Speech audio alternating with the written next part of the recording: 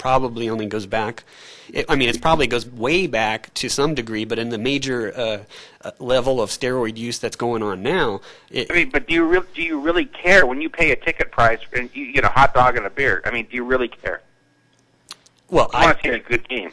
I personally don't care, but I think that most people who are into baseball, I think they do care. And why are they making such a big deal out of this? Because it's easy to understand and it's easy news. I think the bottom line is what we need to do is go back to in history and look at Babe Ruth. You know, he ate a lot of hot dogs, he drank a lot of beer, but they gave him that freedom, and he hit a lot of home runs. Well, that's true. But that was without cheating, right? I mean, he might have been drunk. Well, Mickey Mantle was drunk too. Right. Yeah, but again, I mean, bottom line is, how many home runs could Mickey Mantle hit if he was on steroids? Oh, he would have hit a good 20% more. Is that what they're talking about? I think so. I mean, I'm not an expert on steroids or baseball, but it seems to be that it's not the drug use per se that's wrong. It's the fact that it's cheating that's wrong. It is cheating. Oh, I don't agree with you. I think that the fans pay for to go to a show, and that's what I think. And if these guys cheat to make it better, so be it. Well, that's an interesting view. Actually, I mean, you do have some logic there, and they're happy. They're happy to see these guys hitting more home runs. They're happy to see these things happening. Well, the problem is you're always going to come out with better and more powerful steroids. Better as far as their effect on you, and I mean, eventually they're going to have to stretch the size of the diamond and stretch the size of the stadium. It's going to become like bowling, where you know how when you watch a bowling game, every single person gets a strike, and there's basically no point in watching the game. Right, I got you. Yeah, I understand. It's like you just make it so easy that anybody can do it. Yeah. So it seems like if I was a sports fan, I'd want either everyone on steroids or none of them on steroids personally, because otherwise it's a mismatch.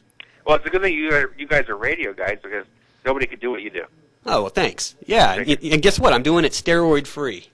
Okay. All right, bye. Bye. That was funny. But he makes a good point. I mean, and it does hark back to the fact that I think it's kind of silly that drugs in baseball is page one news. What about drugs in government? What about drugs and doctors? These things are going on every day. And the comments I made about the baseball, I totally believe those things. But at the level of importance of the issue, I don't know. It should not be page one news. It should be relegated to the sports section. I mean, my God. And it's not the death of the game. Nobody needs to worry about that either. So Trevor does make a good point.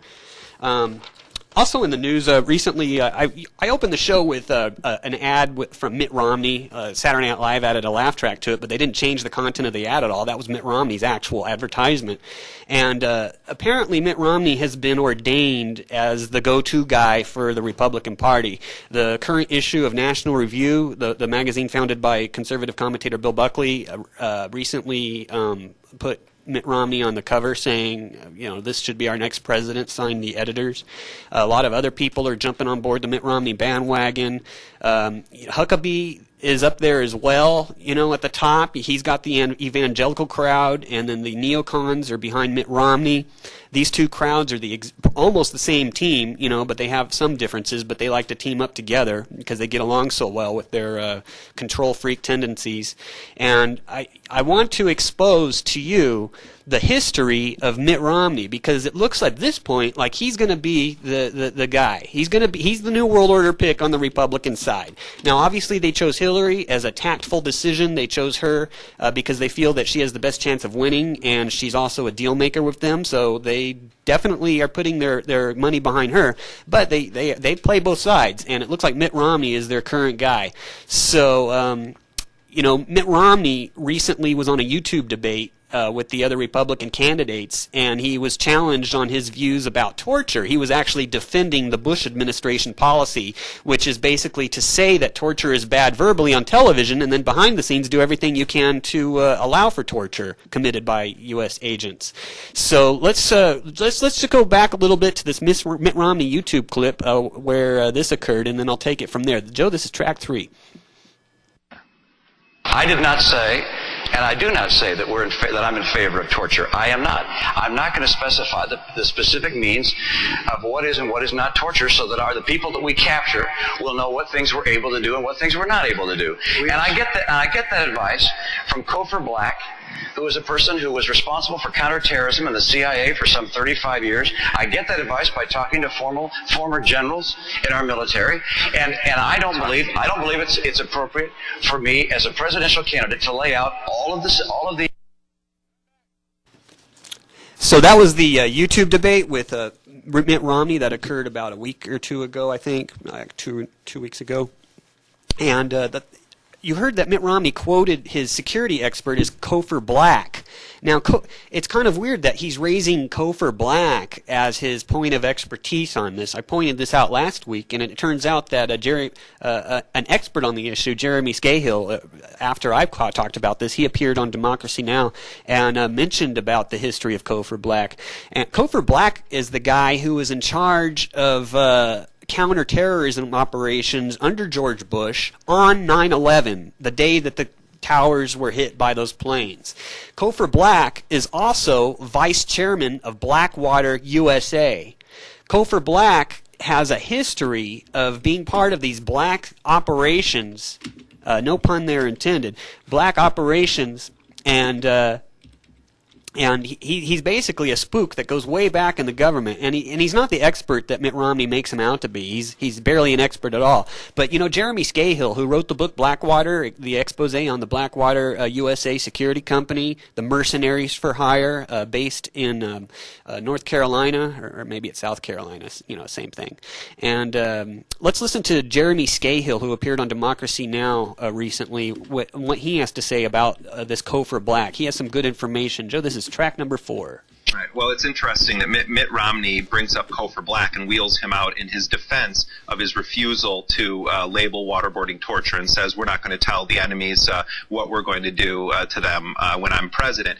Anyone who knows anything about the career of Cofer Black, who's the number 2 man at Blackwater, the head of their new private intelligence company called Total Intelligence Solutions, none of the things that Mitt Romney is saying will come as a surprise. For much of the past year, Cofer Black, who currently remains the number 2 man, the vice chairman of Blackwater worldwide, he's been Mitt Romney's senior advisor on counterterrorism. And so when you hear Mitt Romney refuse to call waterboarding torture and say things we're not going to talk about the tactics we're going to use, and call for a doubling of Guantanamo, you have to understand that the man who's telling him to say these things, who's advising him on these policies, is one of the biggest thugs to serve in U.S. government. I mean, and the other thing is that Cofer Black, what Mitt Romney said about him was a dramatic exaggeration. He said he was responsible for counterterrorism at the CIA for 35 years. Well, first of all, Black was only in the CIA for 28 years, and he only ran the counterterrorism program for 3 of those. But nonetheless, Cofer Black was in charge of counterterrorism at one of the most crucial times in recent history. On 9/11, it was Cofer Black who was head of the CIA's counterterrorism center. This is a man who was seemingly obsessed with corporal mutilation. He would talk about having flies crawling across the eyeballs of America's enemies, putting skulls on pikes, whacking off heads with machetes, bringing severed heads back in cardboard boxes on dry ice of bin Laden to present to President Bush.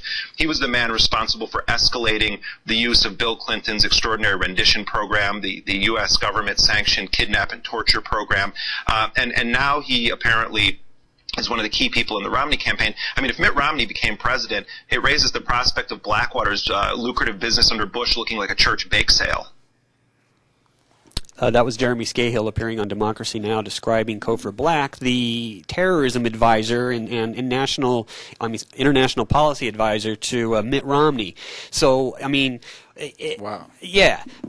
Mitt Romney's proud of having this guy on his team. So if you want more of the same, if you think that George Bush has done a slam dunk great job, if you think that George Bush is bringing peace to the world, bringing stability to the world, and then maybe you, as insane as you are, it would follow for you to vote for Mitt Romney at that point. But, that's pretty insane that Mitt Romney is proud of Cofer Black being on his campaign team. And it's pretty disgusting that people are actually trusting this piece of dirt, this filth, this walking scum, Mitt Romney. I couldn't care less about his Mormonism. That's not the issue. That's not even a problem that I have with him. The problem I have with him is he's a jackboot thug authoritarian whose history and the Senate is nothing but control, authoritarianism, prisons, police state, corporate welfare. This is what this man is all about. This man was in favor of extraordinary renditions, and he actually encouraged Bush to do these things, where we take prisoners off to foreign countries and we torture them for no reason. Just the real reason we torture these people is so that way they'll falsely confess, and then it's really easy to say, oh, look at what we prevented. We caught this guy, and look what he confessed to. That's what every rogue, evil nation in the history of the earth has done, and now the United States is doing it. When we tried the Japanese after World War II for war crimes, one of the war crimes that they were listing that the Japanese was engaged in was waterboarding and same Chinese water torture. It's the exact same thing, and now we're doing it, and and Bush is saying, oh, that's not torture, and Mitt Romney is saying, oh, I'm not going to define that. I'm going to leave that up to the experts, and then he'll conveniently hire experts that believe that, or at least tell you, the listener, that waterboarding is not torture. It's so insane, and it's not just waterboarding. Maybe you think that waterboarding is no big deal, but people have died in American custody. How does someone die in American custody unless they're being tortured? I mean, you don't just die. It's kind of hard to kill someone. I don't know if any of you have ever tried to kill anybody, but it's a damn hard thing to do. I'm just kidding, but it is very hard to do. And people just don't die in custody unless you do something to them. And dozens of people have died in American custody, and we've seen films of it. The worst of the worst hasn't even been released yet. If you read some of these transcripts on Capitol Hill, some of these senators who have security briefs and are part of the Gang of Four, the people with the national security briefs who know the secret information and signed a pledge not to talk about it, an oath, well, they know what's going on, and they know, and then they're not even talking about it. But it did come out recently in the news that Nancy Pelosi, Democratic majority leader in the Senate, was aware of this torture going on, and she didn't raise any objections. Luckily, Jane Harman, who's a representative also in California, did raise objections because she also has this national security clearance, but she was not allowed to talk about it to anybody else. She wasn't allowed to tell her constituents. She wasn't allowed to raise the issue in any other Senate hearings. She wasn't allowed to raise the issue to the Senate, to any other senators. She had to just stay quiet on it because of her misguided loyalty to that stupid oath that she signed, this fake national security. Whenever our government commits evil, it does it in the name of national security. So I think it's time to put the kibosh on national security, and bring back a constitutional form of government. We were talking about Blackwater, USA, here with Mitt Romney's advisor being a vice president of Blackwater. I'm going to play you a movie that I got from...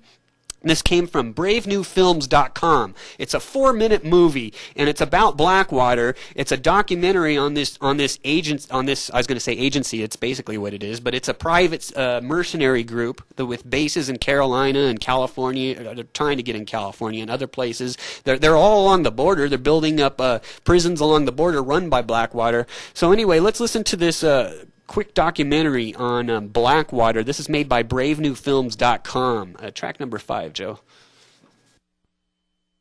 Most people think that the U.S. has 130,000 troops in Iraq. There's actually 260 because there are 130,000 private forces. America's been on privatization drop going Dickie was under George W. Bush. The changed a bit when the administration started using companies like Blackwater, heavily armed paramilitary types. They're outsourcing a major part of the combat function of the war, and so Blackwater has sort of emerged as the Praetorian Guard of the war on terror. A decade ago, this company didn't even exist. I mean, the Bush administration failed to build a coalition of the willing in Iraq, so they built a coalition of the billing. But also, how many contractors have been killed in Iraq? We don't know. We think about 780 of them have been killed, 7,600 wounded, but that's a big part of why Bush uses them. Well, first of all, I mean, the average U.S. soldier gets about $28,000 to $40,000 a year to be cannon fodder over in Iraq. That's the average monthly take of the mercenaries, tax-free. And it's not just the privatization of the military. Blackwater, for instance, isn't even on Pentagon contract in Iraq. They're working for the State Department to the tune of $750 million. $750 million. They're really an armed wing of the administration. Check this out. When you serve in the U.S. Navy SEALs, U.S. taxpayers spend millions of dollars training you to be this elite fighting machine. Blackwater hires these guys up, repackages them to the taxpayer, so it's a bilking of all of us. But also Blackwater's founder, Eric Prince, he talks about Blackwater as the FedEx of the national security apparatus. He says if you really want a package to get somewhere, do you send it through the post office or do you send it through FedEx? Well, first of all, I mean, what the mercenaries themselves will say is says we only engage in defensive operations, and yet the Iraq War inherently is an offensive, aggressive operation, and Blackwater's at the vanguard of it. We're not mercenaries anymore. We're the peace and stability industry. It's a serious problem because these guys have not been subjected to the Uniform Code of Military Justice, the court-martial system. There's no effective laws governing their presence, and when Bremer skulked out of Iraq in 2004, one of the last things he did was issue an edict, Order 17, immunizing all contractors from prosecution. So there are 48,000 employees of mercenary companies operating in Iraq. There's no laws that govern them, Iraqi, international, U.S., or military. So it's like the Wild West over there right now. And when they commit crimes that go unprosecuted, unpunished, that has a ricochet effect, because Iraqis don't see the difference between mercenaries and actual forces. They see them as all the occupation. And the Democrats are totally on board with privatization. I mean, don't buy into the illusion that there's some two-party system going on in the U.S. right now. I mean, they're all part of the same war party. And Clinton was a radical supporter of privatization. When Cheney was running Halliburton, what president do you think gave him all those big contracts? It was President Clinton. And so, it's a myth that we have some real debate in the U.S. They all get money from the war contractors, except Blackwater only butters one side of the bread. They only give to Republicans, which is very unusual for such a successful company. They get the job done politically, too. They spend a lot of money on campaign. They show up on the scene, and I was standing on a street corner on Bourbon Street in the French Quarter and talking to two New York City cops who'd come down to help. A car pulls up, no license plates on it. Three huge guys get out wearing flak jackets, khaki uniforms, M4 submachine guns, and they say to the cops, where are the rest of the Blackwater guys? The cops say, oh, they're just on the street, there's a bunch of them.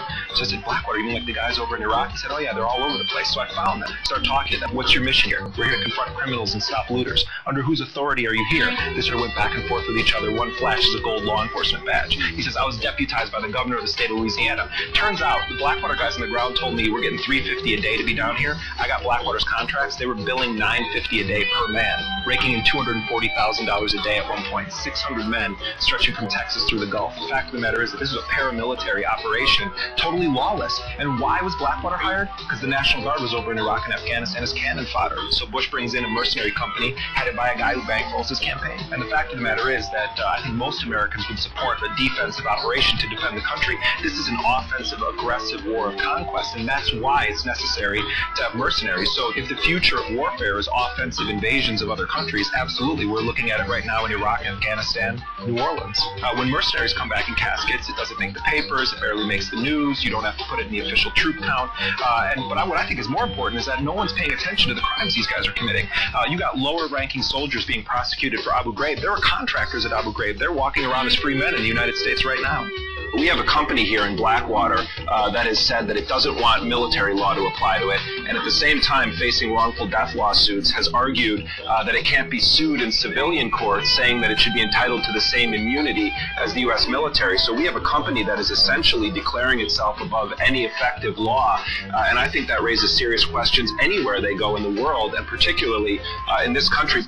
That's why I call this the shadow war.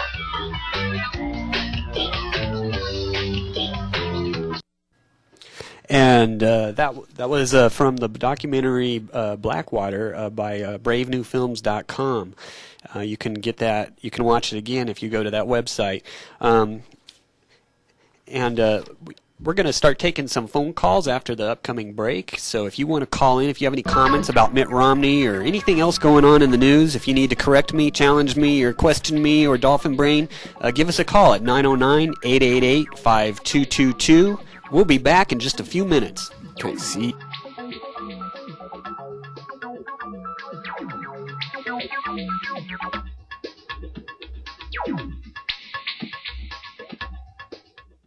Appliance Discounters in Riverside and Moreno Valley is your headquarters for the best in quality units at the right price for this holiday season. Look to Appliance Discounters for huge markdowns, 50 to 70% off on Kenmore, Hot Point, and GE. There's washers, dryers, stoves, freezers, dishwashers, and refrigerators available.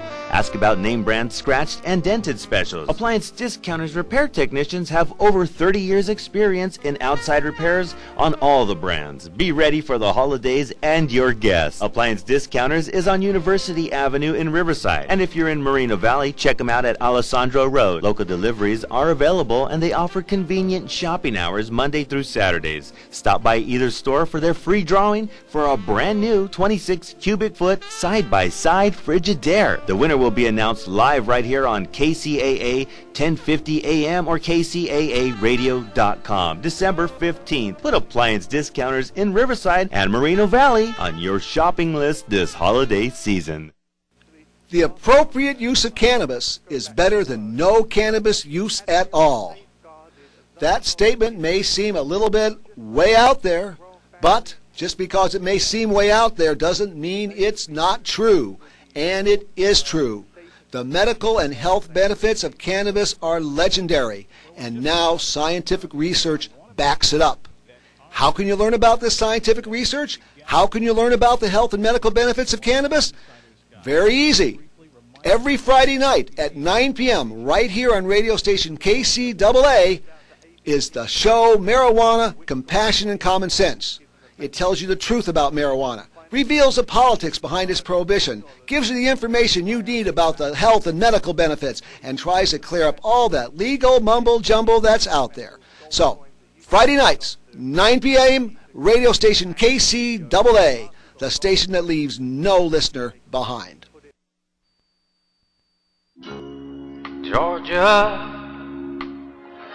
Hi, this is Willie Nelson, and I need your help. Alcohol prohibition didn't work in the 20s, and marijuana prohibition isn't working today. It's time we stop arresting law-abiding citizens because they prefer marijuana over alcohol.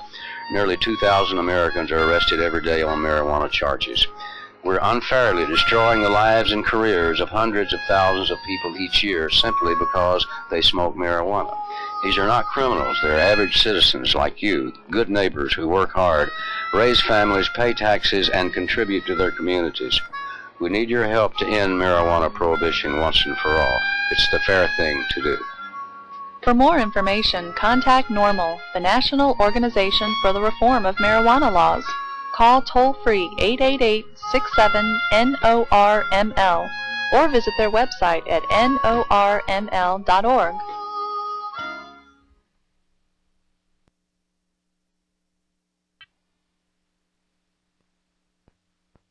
If you're old enough to remember these classic television shows of the 50s and early 60s, this music surely brings back memories. Shows like Amos and Andy, Highway Patrol, M Squad, Sea Hunt, and The Untouchables are now a colorful part of American history, even if they were in black and white. Now they're finally available to share with your entire family. And all of the shows I mentioned are now available in 5 DVD sets with 20 or more shows per set for only $39.95. Whether it was sunken treasure or a downed satellite, you are always in for an underwater adventure when you join Lloyd Bridges as scuba diver Mike Nelson in the classic TV show Sea Hunt. To order, go to 20thCenturyNostalgia.com. That's 20th Century with the number 20, Nostalgia.com. Or call 951-642-7178. Visa and MasterCard accepted. Get your own piece of American history today.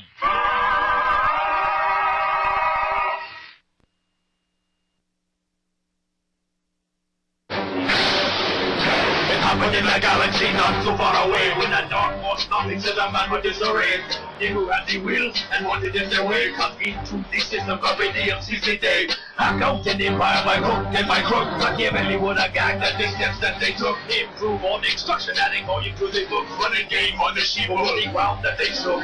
Time set in motion by the notion of control of the souls of those who do exactly as they roles fit in line for the ration as they crash. You're listening to Can You Handle the Truth on KCAA AM 1050 in Loma Linda, San Bernardino, California, as well as streaming live on KCAAradio.com. We have internet television, a chat room, and live streaming audio available for you on the website, as well as podcasts of all of KCAA's radio shows. So check us out at KCAAradio.com. You're listening to Can You Handle the Truth? I'm Craig McElvaney. I'm here with my co-host Dolphin Brain, and we're bringing the truth live and direct to you in the Inland Empire and across the planet. So welcome back. Looks like we have Zombie Wolf on line 1. Go ahead, Zombie. Hello. Yeah, hi. How you guys doing? Real good, real good. Welcome back to the show. I turned my sound down. I can barely hear you guys, so I hope I'm not yelling myself. You're coming in good. I'm sorry about me. Don't be sorry about me. That's my line. Okay. What's on your mind today? Not much. I enjoy your show, and I hope you don't mind saying it's how nice to see two intelligent young people for a change. And I would like to listen to Dolphin Wolf perform one time, or several times actually, because I dislike hip hop and rap. But I understand that Dolphin Wolf is more in my line, maybe a beatnik or poet kind of guy. And I'd like to hear that very much one day. I'm more like Captain Beefheart than Jay-Z. Oh, I'm sorry, but I said I'm more like Captain Beefheart than Jay-Z. Right on. So you paint pictures with your words, do you? Well, yeah. Hey, do you have a way to explain you know it? what I'm doing? I'm watching you guys, so I think it's confusing. Okay. So you really kind of paint pictures with your words, Dolphin? Yeah, basically. Do you mind make sure I shorten everybody's name? I hope you don't mind. But I didn't call you Dolphin Head. Oh, yeah, of course. Yeah, that's funny. That's funny. You know, I'm going to throw it off a bit earlier. My favorite game is to go to the park and watch for baseball. And I don't understand where steroids could have anything to do with synapses, meaning the hand-eye coordination. Can you guys see anything where that could go? Well, are you saying steroids have no effect on that? I don't think that any enhancing drugs could make the hand-eye coordination any quicker. I think it's more the power behind the hits, maybe. Well, that might do something to do with the power hitting, but aren't these guys stock to begin with? So they kind of sell their souls. So whatever we give them to enhance themselves, that's really too kind of bad. They sold their souls to begin with. So you're pointing out? You're saying they're just they're entertainers, right? So yeah. You're kind of like what Trevor was saying earlier, that it's entertainment, and we're there to, the people who go to these games are there to see something exciting, exciting game. Yes. Yeah. So do you feel that this is no big deal? I don't. Well, I think it's. I think that for a long time they've been telling us that that they're some type of icons to our youth. I can't remember the basketball player, but I loved him very much for standing here. He goes, you know what? I am not an icon. I put a ball to the hoop. Your teacher is an icon. Your rabbi, your cleric is an icon. That's a good point. We need more players actually saying stuff exactly to that effect, both celebrities and sports players, don't we? Pointing out that they're not people to look up to. They're just people that we hire to perform a service. Yeah, he happens to do one thing very well. And he wasn't very well liked, Mr. Barnes. He wasn't very well liked, was he? Well, nationally, no, he's not. I mean, I think locally we mostly... We all love Pete Rose. Well, he went down in disgrace, too. I mean... Fellas, I can barely hear you on my end. Yeah, sorry about that. I enjoy your show very much. And I'd love to hear Mr. Dolphin Brain do a show for it. Hey, you know what? That's a good idea. So on one of these weekends where it's like a holiday weekend or something, we should actually play some of Dolphin Brain's music for you. And then we'll also be sure to announce when he's doing a show. I know he did one last weekend. Do you have any coming up, Dolphin Brain? Not that I know of. I think in January, maybe. Well, how about some bumper music with your stuff? Yeah, I could do that. Well, the lead that you heard coming in, that's written by that's him. And yeah, so yeah. Well, hey, thanks, Zombie Wolf. You're always welcome to call in and come down to the appliance discounters tomorrow and try to win that refrigerator. Thank you so much for putting up with me. You're totally welcome. Thanks for putting up with us. And call anytime. We'll talk to you again. All right. All right. Good night, fellas. Be safe. Okay. All right. You too. Bye-bye. That was a Zombie Wolf. We appreciate his support, and yeah, I agree with him about Dolphin Brain's music. It is good music. I mean, if you love hip hop, you will love his music. But you don't. It's not necessarily hip. It's not necessarily hip hop, is it? It's very transcendent beyond. Well, I that. do come from the hip hop culture before it was saturated by the media moguls to use it as a force to fashion children into their little plans and plots. But right. It is a worldwide culture of peace and positivity. But I come from, I study all kinds of different music, so it goes way back, collecting records and listening to what they did in the 60s all the way to the 30s, all recorded history of music. Because that's how you change the world. I mean, we're outgunned, we're outweaponed, we're outbombed. We can't take the government over with their methodologies because we'll lose. But we have music, we have art, we have intelligence, we have information. We got to become the media. And that's right. We have to be the media. You got to do what we're doing in your own way, The medium's the message. And spread the truth around. And when you find out that if you have a fact or two wrong, accept that you're wrong and change it. I mean, if anybody catches me on a slip up, I'll be happy to research it and come back to you and say I was wrong on anything. So that's what it's all about. Just being aware, being willing to change your mind when confronted with new information, be willing to rise above your own group, because, a lot of people support their own group at all costs. But what happens is, what if your own group is wrong on something? Well, then it's a good chance to kind of like rise above that and point out to your own friends and your own family and your own religion and your own political party that, hey, maybe we might be wrong on this. We got to take a second look at it. Nobody has all the answers. Everyone's going to have a certain percentage of being wrong. But the thing here is, at least we're not being corrupt. We can't be bought off. You can't pay me or Dolphin to have different opinions. Clear Channel can't wave a check in front of us and then tell us what to say. That'd never happen. They could wave a check in front of me and give me free reign, and I would take it. But that's about it. And so that's what it's all about.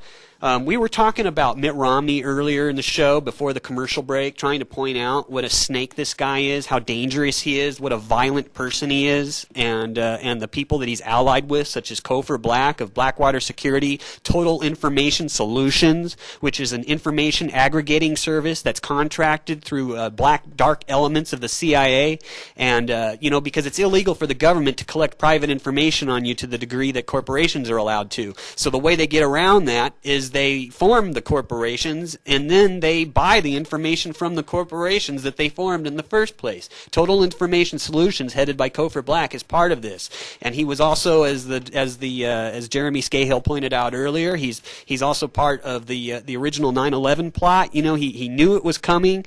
Well, that's not what Jeremy Scahill said. That's what I'm implying. But he was part of the Bush White House a cattle call to go to war.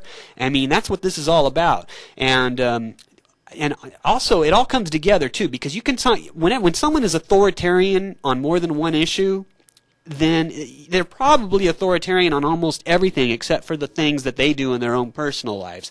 So. Mitt Romney was recently confronted by a man in a wheelchair, a person who's dying, a person who's in pain, and a person who uses medical marijuana. And he confronted Mitt Romney in person, and this was caught on camera. And it's kind of hard to make out the audio, but I'll tell you what occurred after you listen. But I want to play it for you live so you can hear the actual thing. This is track number 6, Joe. Meanwhile, Republican Mitt Romney is taking aim at his rival Giuliani over taxes and spending. Romney criticizes Giuliani for his legal challenge to a line-item veto, but it was a question about medical marijuana that created an awkward moment, if you will, for Romney in New Hampshire. A man who's using a wheelchair tells Romney he uses marijuana to treat his muscular dystrophy. Then the man asked this. Will you arrest me and my doctors if I get medical marijuana? I'm not in favor of medical marijuana. So will you have me arrested? Excuse me. Will you have to answer his question, Governor? I think I have. I'm not in favor of legalizing medical marijuana. He asked if you were going to arrest patients like him. Others joined in asking Romney if he would have arrested the man. Well, Romney restated his position against medical marijuana and left it at that. Well, nothing. Go. So he was basically doing what all these scum do. He stated his opinion. I'm against medical marijuana, but he wouldn't even go into describing why or how or the reason that he's against it. He's just against it, period. And he won't even give this guy who has a terminal illness, who's dying from AIDS or muscular dystrophy. I'm sorry. The time of day. He just said, I'm against that, and then turned his back towards the guy and started going, hi, how you doing, to other people to hopefully find someone more friendly to him. That's pretty disgusting. What kind of person would presuppose and second guess the agenda of a dying person who only wants to feel better? That's what Mitt Romney is doing. Mitt Romney would look at a dying person and say, no, you may not smoke that joint for what you feel is pain relief because I know better than you. That's the kind kind of Nazi that you Mitt Romney supporters are endorsing. You're supporting someone who wants to waste your federal tax money sending DEA thugs and agents into California and other states and to enforce a law that causes nothing but misery and suffering. You know, even recreational use of marijuana should be a no-brainer. But put that aside for a minute and let's talk about medical marijuana. What kind of human being would deny another human being the right to smoke that if they're in pain and it's the one thing that they personally feel makes them feel better? You could second guess them and say, oh, well, maybe he has an agenda. Maybe he's just a stoner who's using his illness as an excuse. You could second guess the guy to eternity. But why would you even bother doing that? What is the problem here? You know, if Mitt Romney is such a Nazi on that one issue, an issue that is so easily it's so easy to come by the facts on that. How can you trust this piece of dirt on anything else that he does? This is a man who, did you know that according to the San Diego Union Tribune, you know, there's a national backlog of rape investigations because there's not enough police and resources and agents to figure out who's doing all the raping? Well, the reason for that is the drug war, and Mitt Romney apparently thinks that the government has plenty of time and money to go around busting up AIDS patients, cancer patients, multiple sclerosis patients. I was just going to say that makes sense because, I mean, during the whole debacle with Blackwater in Iraq, they signed a deal to start patrolling the drug war themselves, contracts for Blackwater to now intervene in the drug war. Yeah, that's true. That's true. I read that. That's true. Blackwater is one of the first agencies that raised their hands for federal contracts in fighting the federal war on drugs, which has nothing to do with protecting your children, has nothing to do with keeping people off of drugs, and everything to do with empowering companies like Blackwater USA, empowering these parasites that get paid to form these so-called parents groups, and they're not really parents groups. They're just made to appear that way. You know, there's even local groups in this area, and we'll have a show on afterward. The host of Lanny Swerdlow, who hosts the show following mine, Marijuana Compassion and Common Sense, he mentioned some people that locally that are part of a group where they get federal funds to go around condemning medical marijuana legalization even, and it's just disgusting. So if Mitt Romney is willing to let a dying person just writhe in pain, you know, Mitt Romney wants to tell you what you need to do with your own body. Mitt Romney doesn't give a crap about you. Mitt Romney hates your soul, and if you have any inkling of morality or intelligence, you realize that Mitt Romney is nothing but another parasite. He's a continuance of this Bush administration junk, a continuation of this BS, a continuation of these lies, this authoritarian, jackbooted, Iraqi-Chinese way of solving things, this Iranian way of solving things. You know, Bush and Romney love to condemn the Islamics, and they love to condemn Iraq and Iran. And it's just so ironic that they're always condemning these nations, yet the very things that they call for as far as crime control goes, basically matches what these nations do in their own countries. These are the people that want to regulate everything. They want to regulate your sexual organs. They want to regulate what you put in your mouth as far as food goes, as far as drugs go. They want to regulate everything about your life. Unless of course it has to do with pollution, in which case they're suddenly laissez-faire capitalists. How convenient. How convenient. Looks like we have a caller on line one. Line one, who's this? Hi, this is Judy. Hi, Judy in Michigan. Hello. Hi. You guys are doing great. Thank you. Thank you. What's on your mind? Well, I just wanted to say that Mitt Romney does not have Michigan in the palm of his hand, that we're known to vote Democrat, but the unions have kind of lost their clout around here with all the job losses. So just for all those people that watch the mass media and think that, you know, there's no point in going out to vote, I just don't believe it, because I think it's very important to go out to vote, especially if you live in your area, which is the everything east of the Rockies, where all the original primaries and caucuses are going to occur. I mean, if you're a Republican, you got to show up to vote, because on your ballot's going to be candidates that are running against scum like Mitt Romney and Mike Huckabee. Well, it's coming up January 15th, and people are just going to be, kind of lulled into the holiday thing. And, right. All of that. And it does make a difference because we've never had a primary this early before. But Romney is not a sure thing. And when I heard that, I just got so upset. And it's really refreshing to know that I'm not alone. Right. Well, see, I don't even know what the polls are. I know that they're propping him up. They're hoping that he's their man because he is aligned with them in every single aspect. I don't think there's a single thing Bush has done that Mitt Romney has a problem with. And it's not even Bush. Bush is just a puppet. And Mitt Romney's also a puppet, but they're serving the exact same people. I mean, Cofer Black, the guy we mentioned earlier. It's absolutely, obviously, it's obvious what's going on. It's this corporate, militant, national security state takeover of the United States, the Constitution, and also they're trying to encroach on states' rights as well. Speaking of Prince, we just narrowly escaped having a governor that was his brother-in-law, which is the owner of Blackwater.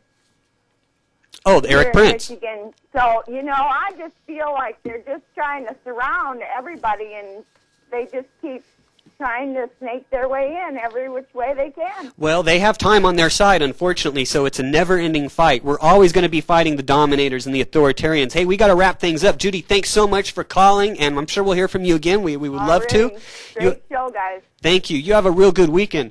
And Lanny Swerdlow is coming up next with his show, Marijuana, Compassion, and Common Sense. What do you got coming up for us, Lanny? It's going to be a great show tonight. We have as our guest Margaret Dooley. She is the LA Field Coordinator for the Drug Policy Alliance. She just got back from the International Drug Policy Conference in New Orleans, and we're going to be talking about some court decisions about medical marijuana in particular, and also that apparently Senator, or I guess it's House Representative member John Conyers, has denounced the DEA for their raids, and is apparently, since he's head of the House Judiciary Committee, is going to be holding hearings to have the DEA come before Congress and testify about their reprehensible actions towards patients. Oh, some good news from John Conyers. Good. Yes. That's coming up next, right after this commercial break. Marijuana, Compassion, and Common Sense coming up next. You've been listening to Can You Handle the Truth? With Craig McElvaney, that's me, and Dolphin Brain. And we'll see you next week. Check us out tomorrow at the Appliance Discounters in Moreno Valley. Look them up, 951-242-8847. That's their number. Get in touch with us. Show up tomorrow morning. From 11:45 to 12 noon, where you'll hear us live on the air, giving away that Frigidaire. Have a great weekend, everyone. Peace. Good night. Goes around, singing ashes, ashes all fall down, ashes, ashes all fall down. You're on board KCAA's Inland Talk Express. KCAA, Loma Linda, 1050 AM, the station that leaves no listener behind.